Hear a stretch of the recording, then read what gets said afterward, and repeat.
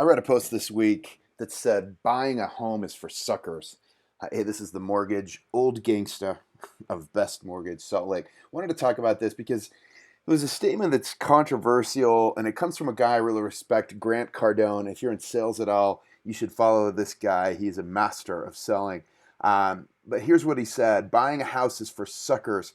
Should you own a home? Unless you have 20 million bucks in the bank in cash, you have no business buying a home. And I vehemently disagree with Grant. His feeling is a home is not an investment because it does not pay you every month. And just because something isn't a cash flow investment doesn't mean it won't bring great capital gains or great increases in value. So I want to walk through this and maybe talk about his perspective. Again, I have great respect for this guy, but you need to know that his end game in his life is to own something between 20 and 30,000 rental doors, and he does acquire large apartment complexes, and he wants you to rent from him.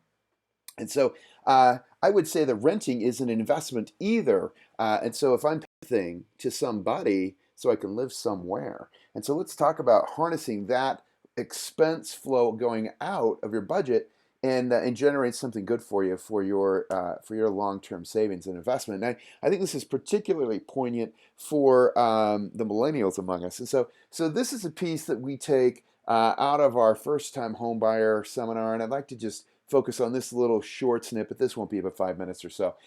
So let's just say, for example, that you utilized leverage to buy a home, and leverage is a concept of taking a little bit of your money and leveraging it using someone else's money to control an investment. So you can gather all of the gains. You also have to shoulder all the losses, and that's what causes problems in stock market accounts. And that's a discussion for another day. But in real estate, leverage can turn out really well. And for you, buying a single family home for you to live in and occupy, well, that's what we're talking about, leverage here. So let's just say, for the sake of round numbers, you're buying a house that's $100,000, and don't scoff at that. There's probably not a lot of $100,000 homes around here.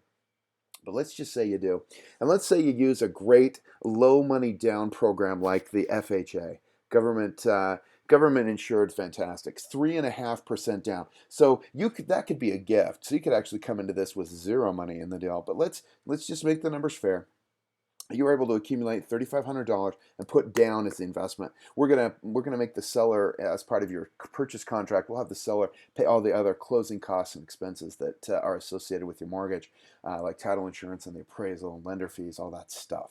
So let's just say that you put down $3,500, and then you own this property for 3 years, and then you sell it for moderate 6% annual gains at 120,000, and that is modest. If we look back over the history of real estate, 6% would be modest. A lot of real estate guys, I think, kind of think they make somewhere between 8 and 10% on their real estate stuff. So let's just say 6%, and that's compounding a year. In 3 years, you're selling that thing for $120,000. Someone's handing you a fistful of hundreds.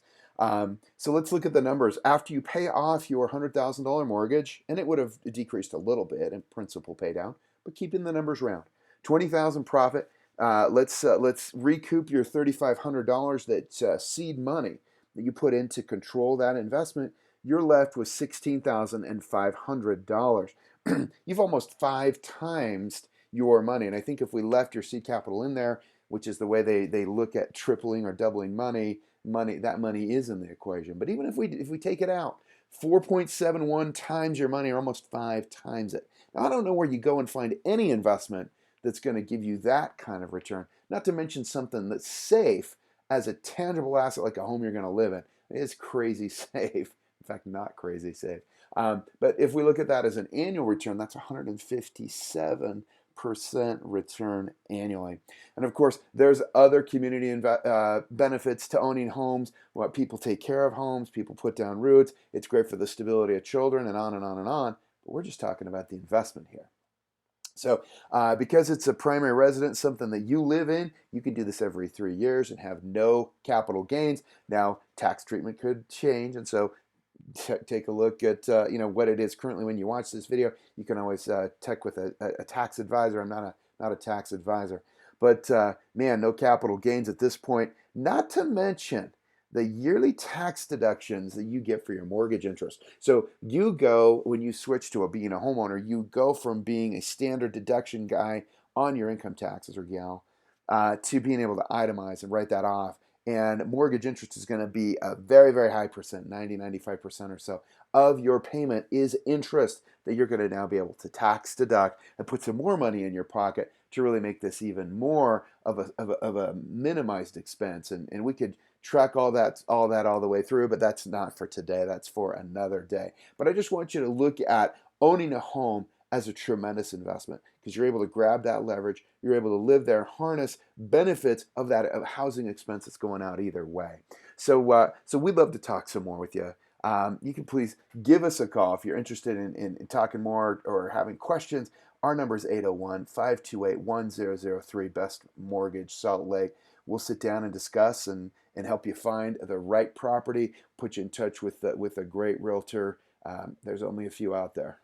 But again, an argument for another day. But thanks for your time, and hope your day is great.